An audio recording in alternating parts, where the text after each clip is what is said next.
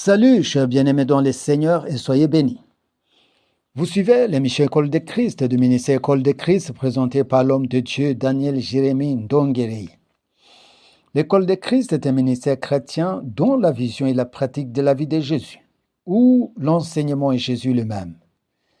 On observe sa vie, on apprend de lui pour vivre comme lui.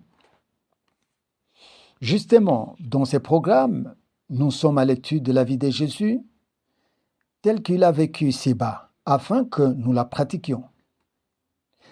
Avant de commencer le sujet du jour, je vous rappelle nos 3 questions de tout le temps et de tout moment. Que ceux qui ne le savent pas se réfèrent à notre 3e enseignement intitulé EC, c'est-à-dire et c'est 3, les 3 questions pour pratiquer la vie de Jésus. Aussi, ne manquez pas de vous abonner à notre chaîne, de liker, de partager et de commenter, pourquoi pas. C'est votre façon de servir Dieu et il vous en récompensera. Amen. Alors, soyez bénis, bien-aimés, et soyez comblés. Nous allons maintenant à notre sujet du jour, le numéro 26, intitulé « Notre héritage céleste ». Amen. Bienvenue à tous. Jean 3,16. Car Dieu a tant aimé le monde qu'il a donné son Fils unique, afin que quiconque croit en lui ne périsse point, mais qu'il ait la vie éternelle. Amen. Soyez bénis, bien-aimés. Nous sommes à l'étude de la vie de Jésus, c'est-à-dire ce qu'il était et ce qu'il a fait pour la pratiquer. Ce verset biblique nous dit que Jésus s'est sacrifié pour nous donner la vie éternelle.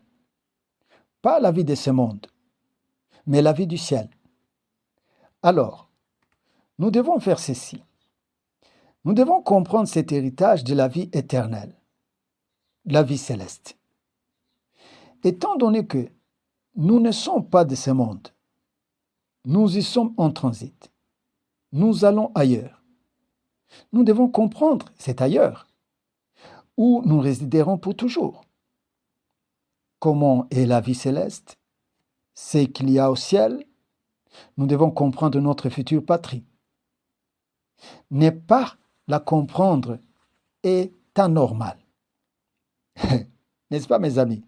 Ben oui. Il y a un frère africain qui avait un projet d'émigrer aux États-Unis. Le grand problème qu'il avait était l'obtention du visa. Tellement qu'il était passionné de ces pays, il a pris soin d'étudier ou de se documenter sur la vie, la géographie, la législation de ces pays et tout ce qui concerne les États-Unis. Là, il était encore loin d'y arriver. Alors, la dernière fois que j'étais avec lui, il avait même sursis ses projets. Mais c'est justement ce que nous devons faire. Nous documenter pour comprendre notre héritage éternel, notre future patrie. 1 Corinthiens 2, verset 9, nous donne l'image de ce beau pays éternel. La Bible dit, « Mais comme il est écrit, ce sont des choses que l'un n'a point vues, que l'oreille n'a point entendues, qui ne sont point montées au cœur de l'homme, des choses que Dieu a préparées pour ceux qu'il aime. » Alléluia.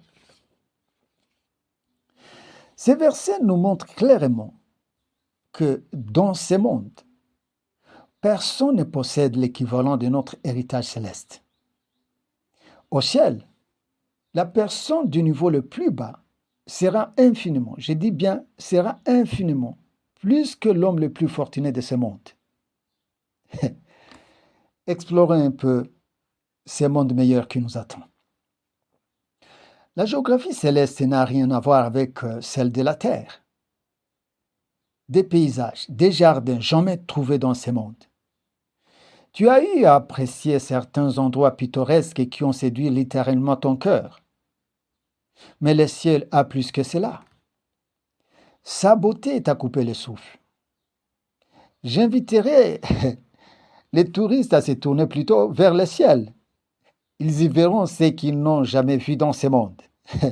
il risquerait même de ne plus retourner sur terre, de demander immédiatement la nationalité céleste. Et moi, je leur dirais, soyez les bienvenus. C'est bien cela. Ce sont des choses que l'on n'a point vues, dit la Bible. Nous verrons au ciel ce que nous n'avons jamais vu dans ce monde. Alléluia. Au ciel, nous dégusterons des sonorités musicales jamais entendues dans ce monde. Tu as eu à savourer sur certaines mélodies de ce monde et ton cœur a été emporté. Mais celles du ciel sont plus que celles-là. La Bible le précise bien, ce sont des choses que l'oreille n'a point entendues. Le confort céleste n'a rien de comparable à celui des hommes les plus fortunés de ce monde. D'abord, au ciel, tout est là. Donc là, il n'y a pas de besoin. Car là où il y a tout, il y a absence du besoin. Le besoin est là. Et là où il y a un manque, non? Oui. C'est là, il n'y a rien là où il y a de besoin. Ou là où il manque quelque chose qu'il a le besoin. C'est bien cela. Bien-aimé, au ciel, tous les biens matériels, usuels, tu prends les rues, tu prends les routes, tu prends les meubles, les ustensiles, etc., sont en matière précieuse pure. Il y a même des couleurs que nous ne trouvons pas dans ce monde. Selon les révélations sur notre future patrie, les paysages, la verdure, non seulement sont splendides, mais aussi dégagent un parfum exquis. Partout. Partout. Tu tournes à droite, à gauche, c'est du parfum. Pas n'importe lequel. Le ciel est merveilleusement parfumé. Et partout où tu es, tu entends des sonorités musicales inouïes venant de toutes parts. Oh, quelle vie glorieuse! Que Dieu soit loué. Là, il n'y a pas d'électricité, il n'y a pas de soleil, il n'y a pas de lune. C'est Dieu qui sera notre lumière et qui nous éclairera. La lumière de Dieu. Le ciel est pur et parfait. Tous les problèmes et souffrances de ce monde n'y sont pas. Il n'y a pas d'angoisse, de maladie, de mort, de pauvreté, de péché, de démons et tout autre problème de ce monde. Il n'y a que de la paix, du bonheur, de l'abondance incommensurables. Des choses dont nous jouirons éternellement. La Bible qualifie le ciel comme le lieu de repos. Justement, là nous serons libérés complètement et définitivement de nos souffrances de ce monde. Quand la Bible dit que ce sont des choses qui ne sont point montées dans le cœur de l'homme, qui nous sont réservées au ciel, cela veut dire que nous y trouverons des choses que nous n'avons jamais imaginées, qui sont au-delà de ce que nous avions espéré dans ce monde, des choses infiniment plus que ce que nous avons manqué dans ce monde. Le ciel nous réserve plus que ce que nous avons désiré ou rêvé. C'est pourquoi Jésus disait que celui qui boira de cette eau n'aura jamais soif. Ah. Alors, si l'homme a toujours rêvé la sécurité, la longévité, la paix, l'abondance, le bonheur, l'accomplissement de ce qu'il a toujours rêvé, eh bien, la réponse est le ciel. Le ciel est l'endroit le plus idéal. La réponse au rêve humain. La réponse à son aspiration. Alléluia. Alors, au vu de tout ceci, nous devons absolument comprendre notre éternité, comprendre notre future vie. Non seulement la comprendre, mais aussi nous en approprier. Nous devons incarner le ciel, en être ravis et obsédés. Malheureusement, il est curieux et regrettable que, chez les chrétiens, le ciel reste seulement dans le mental.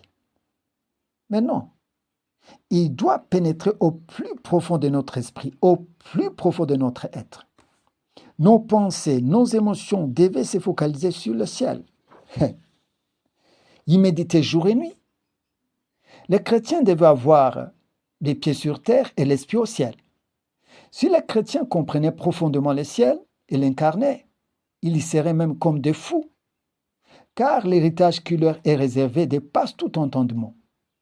Il y transcenderait de toutes les difficultés de ce monde pour vivre dans un univers de joie extrême, quelles que soient les circonstances.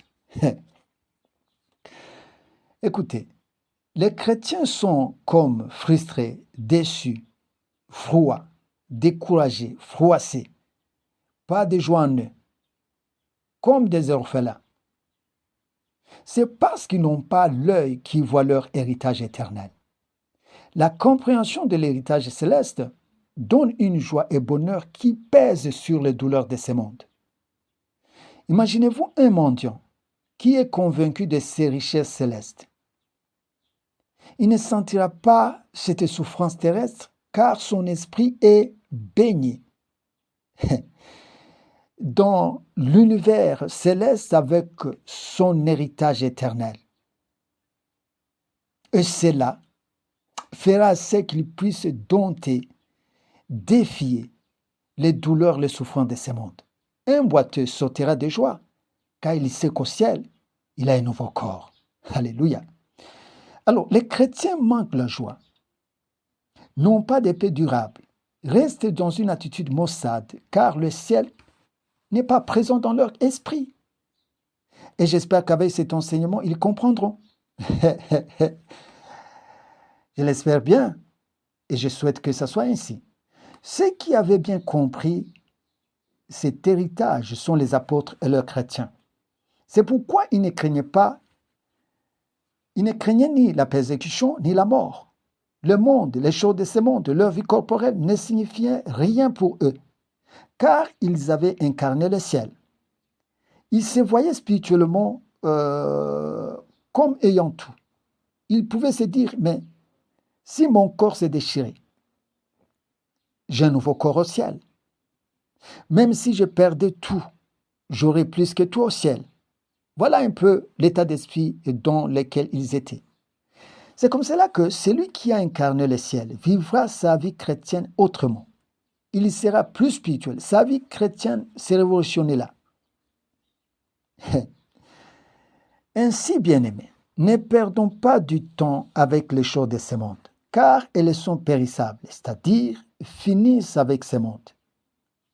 Notre corps et ce que nous avons resteront. C'est notre esprit qui continuera la vie. C'est pourquoi, dans ce monde, nous devons travailler d'abord et plus pour l'esprit, développer et travailler la vie spirituelle pour qu'elle produise des fruits, et notre corps après. Mais souvent, nous faisons le contraire. Nous nous occupons plus de ce corps et des biens périssables. Mais non, Jésus a dit, Matthieu 6, 33, « Cherchez premièrement le royaume de Dieu et sa justice, et le reste viendra après. » Mais nous avons inversé cette équation. Et cela nous fait du dommage spirituel pour l'éternité. Mes amis, chers auditeurs, écoutez, Jésus a donné sa vie. Selon ces versets de Jean 3,16, Jésus a donné sa vie. Nous savons bien comment il a donné sa vie, comment il s'est sacrifié, sans aucun intérêt personnel.